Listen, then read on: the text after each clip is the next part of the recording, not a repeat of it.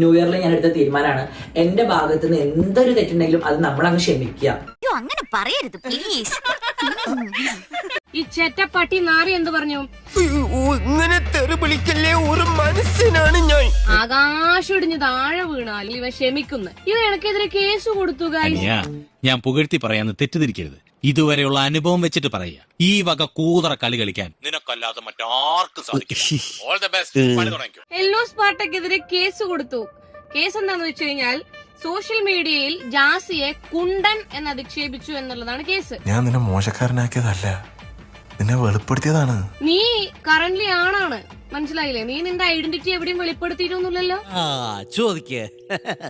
നീ ആണാണ്, പിന്നെ നീ എന്താ അടിസ്ഥാനത്തിലാണ് കുണ്ടെന്ന് വിളിച്ചു കഴിഞ്ഞിട്ടുണ്ടെന്നുണ്ടെങ്കിൽ എനിക്ക് ഇത്ര പൊള്ളേണ്ട ആവശ്യം?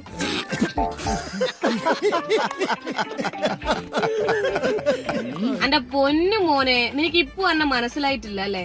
ഞാനും പോകുന്നുണ്ട് കേട്ടോ, നമുക്ക് കാണാം.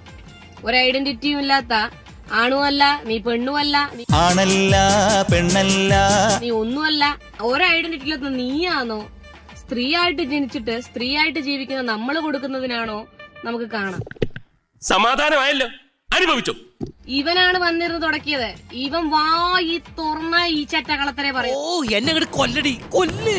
എല്ലാം ഞാൻ പൊളിച്ച് അടുക്കുന്നുണ്ട്. ഇത് നീ ചോദിച്ചു വാങ്ങിച്ചതാ, ഇനി ചോദിക്കരുത്. എനിക്ക് വയ്യ. നമ്മൾ മനസ്സിലാക്കേണ്ടത് മാർച്ച് 2025 തൊട്ട് ഈ ചെറ്റ ആൾക്കാരെ പറ്റിക്കുന്നുണ്ട്. നിനക്ക് വല്ല അസുഖം രസം അധികമായ വിഷമാണ് കേട്ടോ.